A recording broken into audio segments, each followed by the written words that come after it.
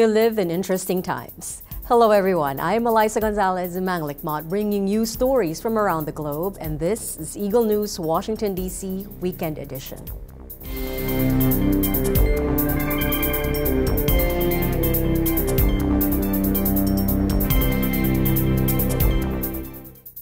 Today is National Trails Day, a day created by the American Hiking Society to remind those who love the outdoors how we can help take care of and improve trails worldwide.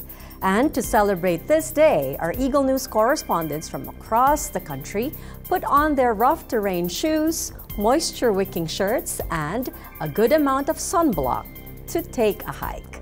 Let us join them today and get to know some trails in our backyard for some outdoor adventure. First stop, the East Coast. Eagle News correspondent Bernadette Raguini takes us to the oldest public park in North Carolina State and one of the oldest in the country and in the world, Pullen Park. Where I am standing at right now is Pullen Park, built in 1887. This is the oldest public park in North Carolina, 5th oldest operating amusement park in the country, and 16th oldest in the world. But don't let the age trick you. This 66.4-acre park is more than just trees and flowers. Loved by locals and those from out of town, this park has a carousel, kiddie boats, pedal boats, train rides, and a lot more. One of the park's many attractions is the Pullen Park Trail. This trail is part of the 3,000-mile East Coast Greenway, which runs through more than a dozen states, 15 to be exact. That includes close to 500 cities and towns. The East Coast Greenway stretches from Maine to Florida and is dubbed the country's longest biking and walking route. For National Trails Day, I pledge to promote to family and friends our local trails for some outdoor fun and exercise, and to be involved in helping preserve them by keeping them litter and pollution free.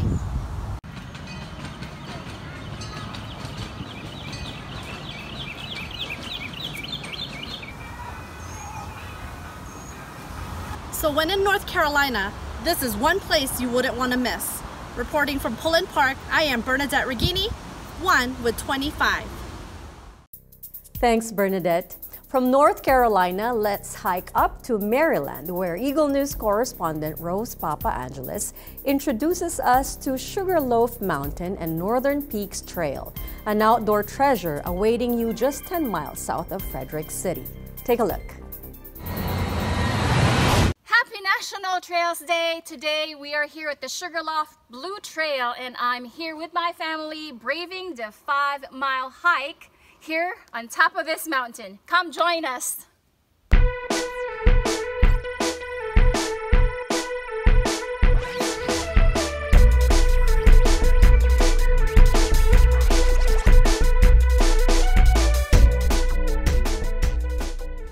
The whole family embarked on this last-minute trail adventure one no work and no school afternoon. What was supposed to be a 5-mile walk stretched out to 7 because of mandatory photo ops every other turn. But a few hours into it, we fell in love with the realization of actually being there in the forest.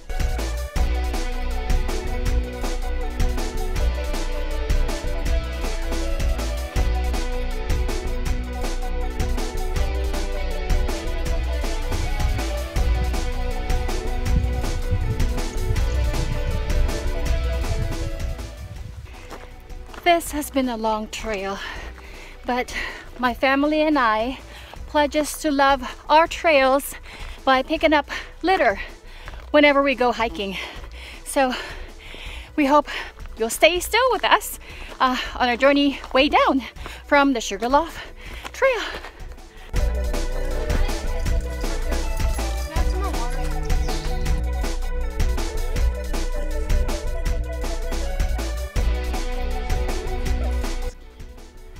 We might have encountered a few bumps, but it was definitely a great learning experience. Here are several things you should have when out discovering the trail. Bring water, a few power bars, a flashlight just in case it gets dark, a fully charged mobile phone, and if a minor, make sure an adult is with you. And leave no trace.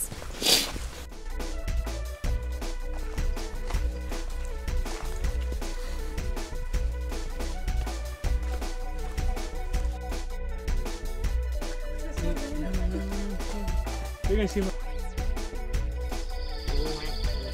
It's so bright and majestic.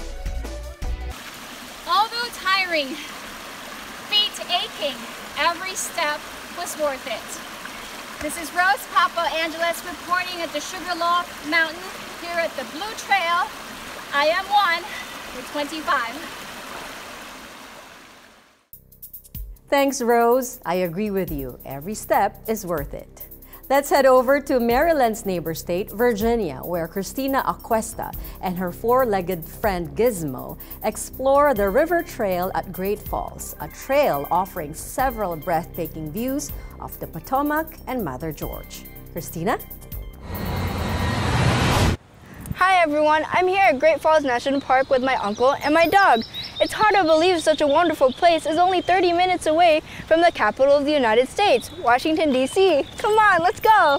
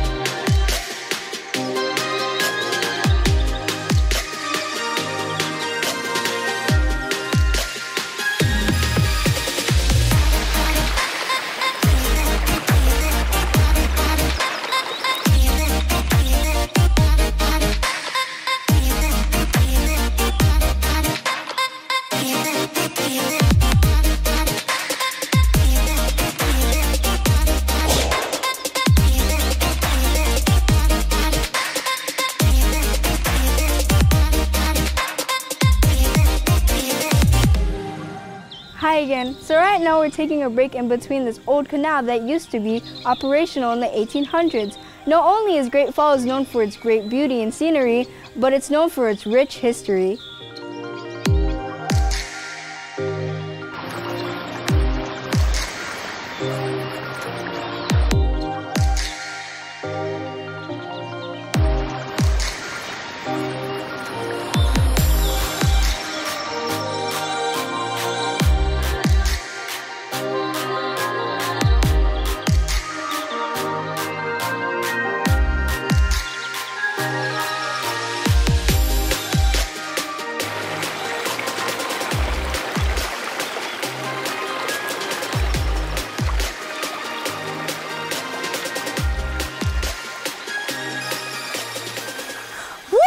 That was a tough hike. There's so much more to explore.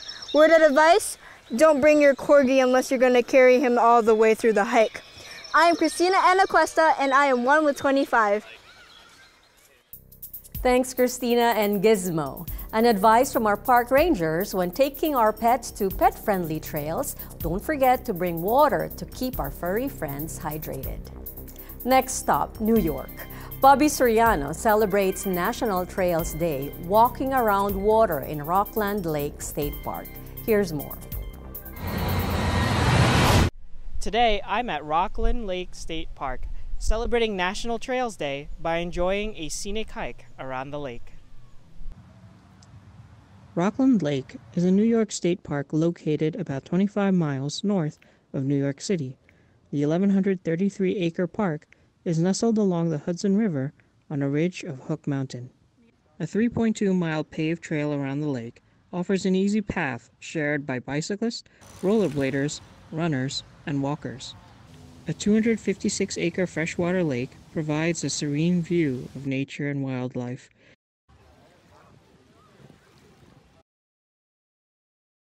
The park has activities for visitors in its recreational area, with amenities such as a swimming pool and water complex, picnic areas, a golf course, tennis courts, boating, and fishing.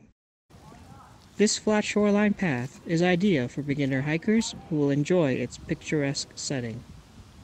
For those interested in learning more, guided tours are available. You don't have to travel too far to enjoy a scenic view. Just go to your local state park and take a hike. Reporting from Rockland Lake State Park, this is Bobby Soriano, 1 with 25.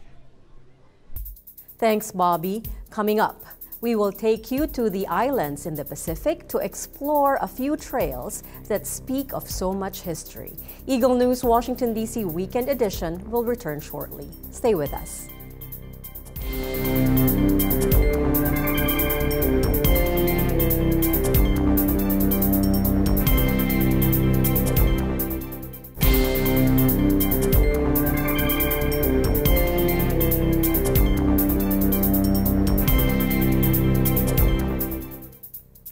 Welcome back. You are watching Eagle News Washington, D.C. Weekend Edition. I am Elisa Gonzalez, Manglikmot.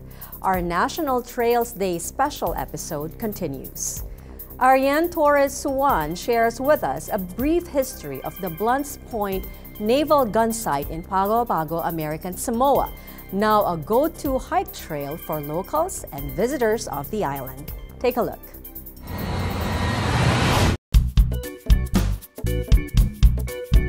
As the U.S. only territory in the Southern Hemisphere, American Samoa's strategic location became hugely important. After the attacks at the Pearl Harbor on December 7, 1941, there was some evidence in early 1942 that Japan was preparing to invade Samoa and other nearby islands. Fearing that Japanese naval ships could also cut off supply routes to Australia and New Zealand, the U.S. deployed 2 Marine brigades in the Samoa Islands and constructed the Blunt's Point Naval Gun Battery along Matautau Ridge, on one of the highest points on the island. Thankfully, after being badly defeated in the Battle of Midway in 1942, Japan was no longer considered a threat in the South Pacific. In a way, Blunt's Point successfully defended American Samoa and nearby islands, even without firing a single shot against the enemy. In the year that followed, Blunt's Point served as the home to the U.S. Marine Corps Advanced Training Center in jungle warfare. Today, the Blunt's Point Battery, also known as Blunt Point's Naval Gun Site, is a rare example of a World War II Pacific coastal gun, which remains in relatively pristine condition. It was declared a National Historic Landmark in 1987. Currently, a World War II heritage trail recognized by the U.S. National Park Service, Blunt's Point is located near the mouth of the Pago Pago Harbor, about 915 feet or 279 meters above sea level. The trail itself is about 3 miles or 4.8 kilometers long, and the trip can be completed in about 2 hours. But once you arrive at the top, make sure your camera is in good working condition because the views are just breathtaking. From here, you can see the beautiful South Pacific and the capital city of Pago Pago.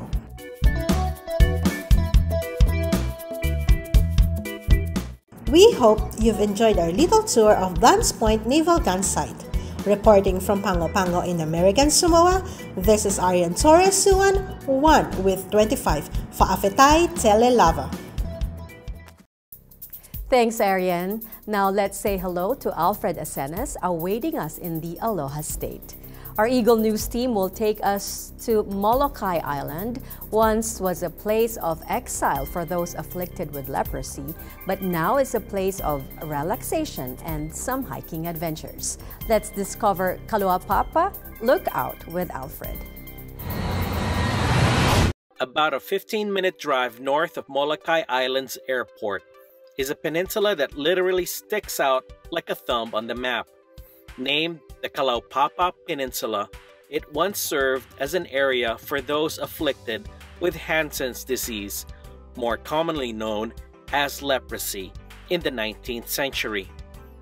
we hitched a ride with Theta, a Honolulu resident who was also visiting the island for an event and some relaxation. The best thing about Molokai, it's a good time for you and your family to just plan for a weekend trip here, relax, just kind of really take your time and just drive around and see the beautiful spots here. We're gonna head out to a famous lookout here on Molokai called Kalaupapa. Let's check it out. Just into this trail, this reminds me of another trail on Oahu called Kuli'o'o Ridge in East Oahu. You got your pine trees here and a rough trail with roots sticking out, and at the end of this trail you're gonna have a breathtaking view of the ocean and everything else that's over there. After much effort in walking the rugged trails, we were finally welcomed with a cemented sidewalk that led us to the breathtaking views of Kalaupapa. Several markers highlight the location's history and significance. So, for a quick getaway from the hustle and bustle of Honolulu, why not take the time to visit Molokai Island and the Kalaupapa Lookout Trails? Reporting from the island of Molokai in Hawaii, I'm Alfred Asenas, 1 with 25.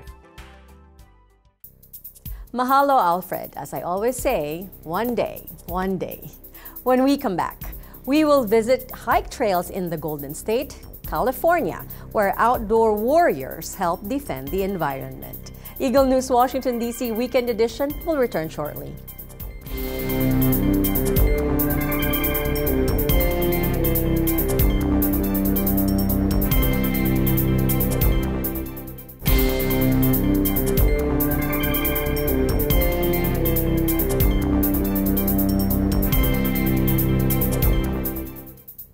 This is Eagle News Washington, D.C. Weekend Edition. I am Eliza Gonzalez Manglikmot. Today is National Trails Day, and we have been taking you around the country for some neighborhood trails you might want to discover and enjoy.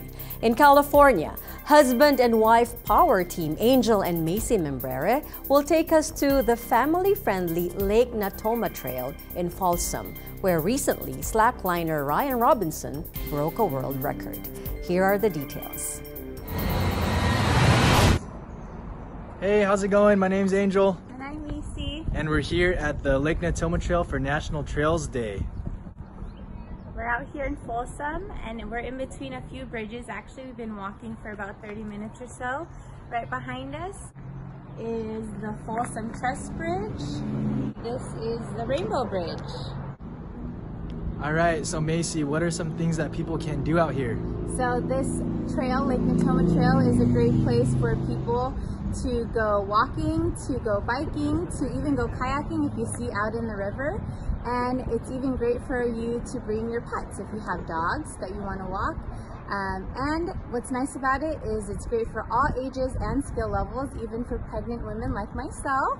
Yes, but please consult your doctor or physician before you do any physical activity, of course. Yes.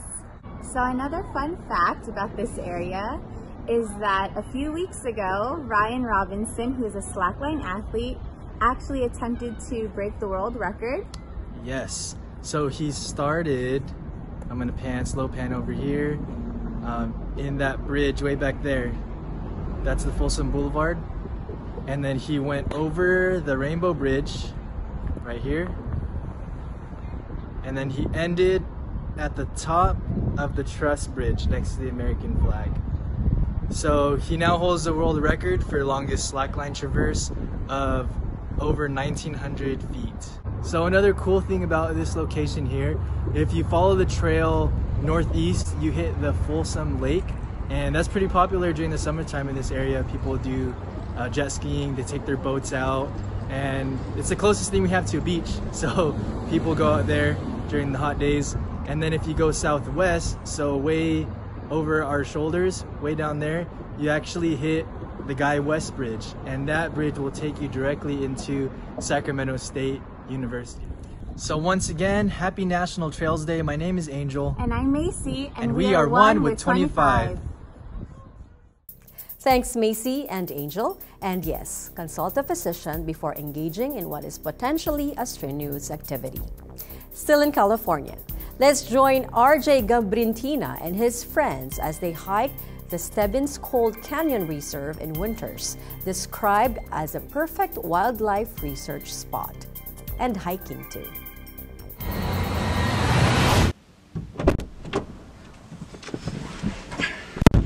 Hey everyone, it's RJ. Today is National Trails Day. Join me and my friends as we go to Stebbins Cold Canyon Reserve to celebrate. Let's go take a hike. Located in Winters, California, the Stebbins Cold Canyon Reserve is the perfect place for wildlife researchers and hikers. Its extreme topography provides the perfect mixture of habitats, high diversity of species, and beautiful views. The University of California maintains the site as an ecological preserve for teaching and research. In early 2015, the reserve was a victim of a major fire that caused the site to be closed for several months. The University of California Natural Reserve System has since worked to restore the natural beauty of this regional gem through the help of donations.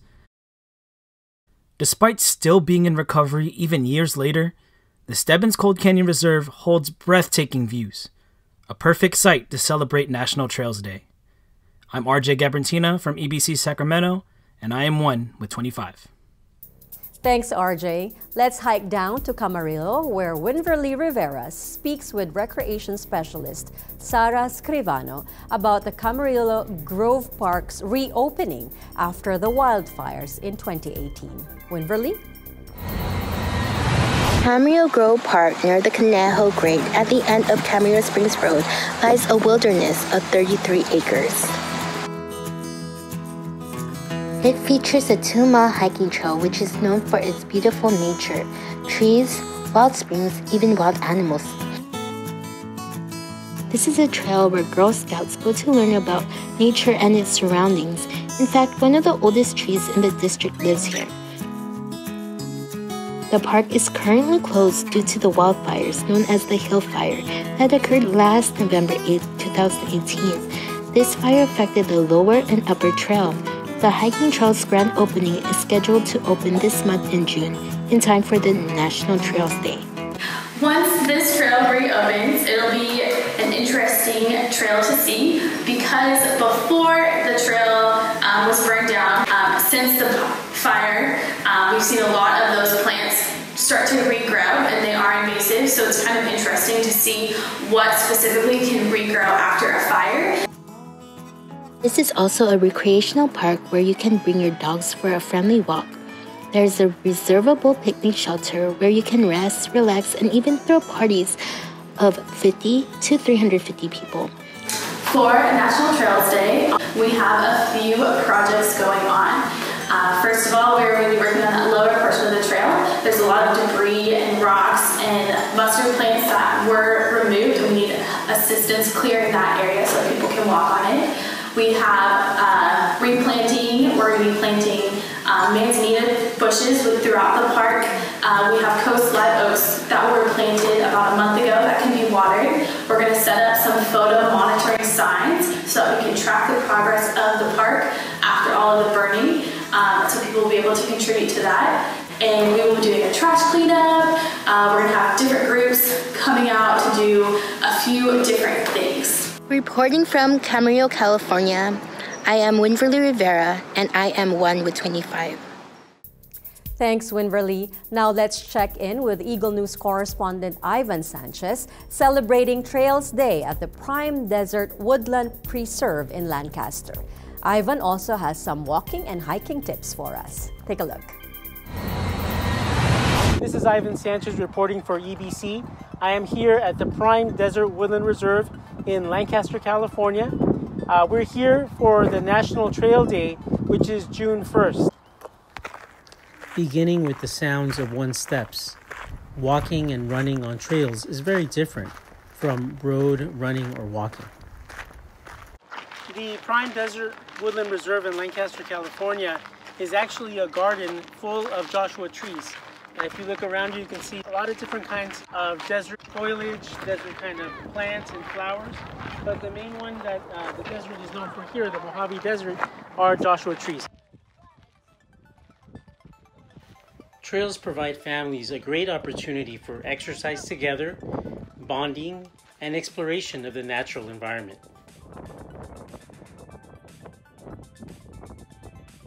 Including unplanned, unexpected, new discoveries.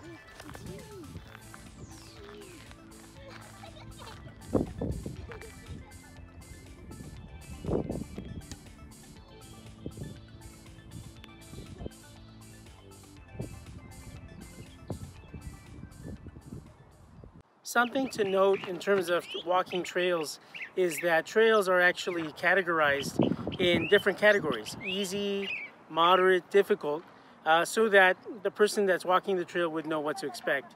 So of course easy would be for beginners, for families, for children, and then moderate and difficult or get for more expert trail walkers. Those trails usually are more hilly. This one here is considered easy and it's mostly flat. There are also safety measures to be taken on the trail, like avoiding anthills and scorpions, and also rattlesnakes, which are common, and also having protective clothing and a walking stick in order to defend oneself, especially against coyotes or mountain lions, which do roam in these areas. Reporting from Lancaster, California, in commemoration of National Trail Day on June 1st, I am Ivan Sanchez, and I am 1 with 2-5. Thanks, Ivan. When we come back, a few more jaw-dropping trails, this time in the Southwest United States, Arizona and Utah. Eagle News Washington, D.C. Weekend Edition will be right back. Stay with us.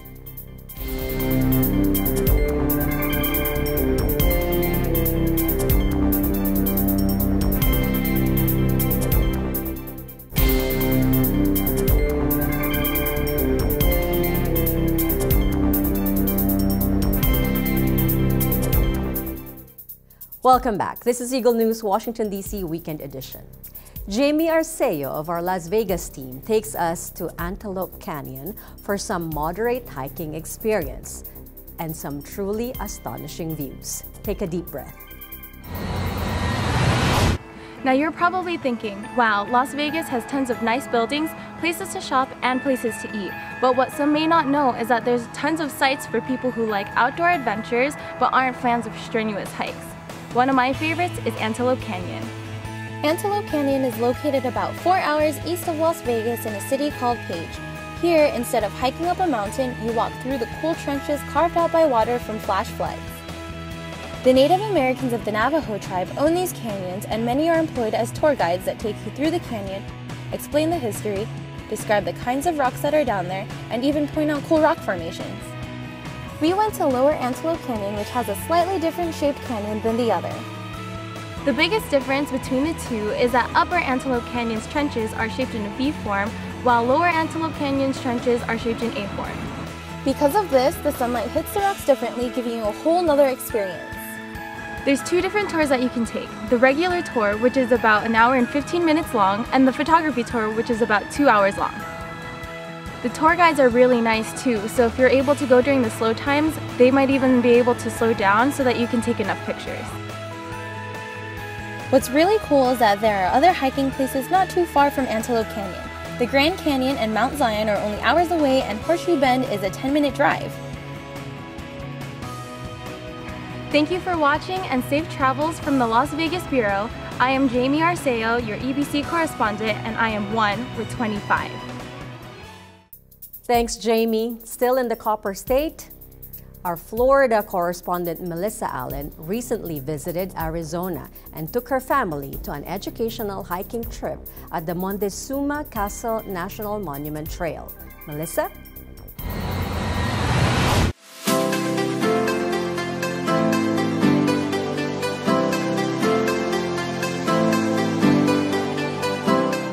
For the not-so-avid hiker or adventurer with young children, short, paved trails are a great way to enjoy the outdoors. In the heart of Arizona, just 35 minutes south of Sedona, is the Montezuma Castle National Monument Trail, where visitors can see and learn about the cliff dwellings of the Sinagua people who lived there from around 1100 to 1400 AD.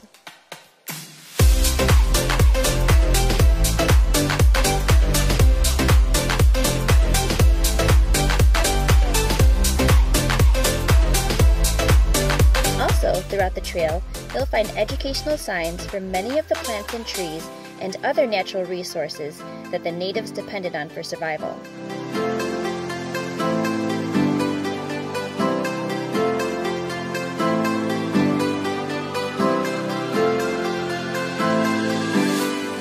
This trail is one of the country's oldest national monuments and definitely worth the trek. I'm Melissa Allen with the EBC Florida Bureau and always 1 to 25. Thanks, Melissa. Our last stop, but definitely not the least, is Utah, where our Eagle News team hiked Angel's Landing.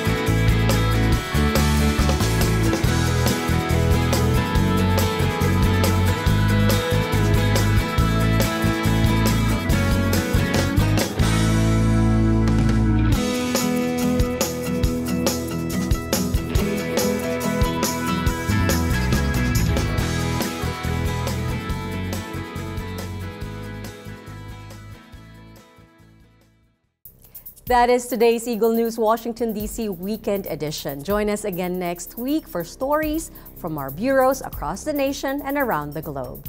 Visit our websites at eaglenews.ph and eaglenewslive.com. Like us on Facebook, follow us on Twitter at twitter.com/eaglenewsph. Thank you for watching. I am Eliza Gonzalez, Manglik Mott, 1 with 25.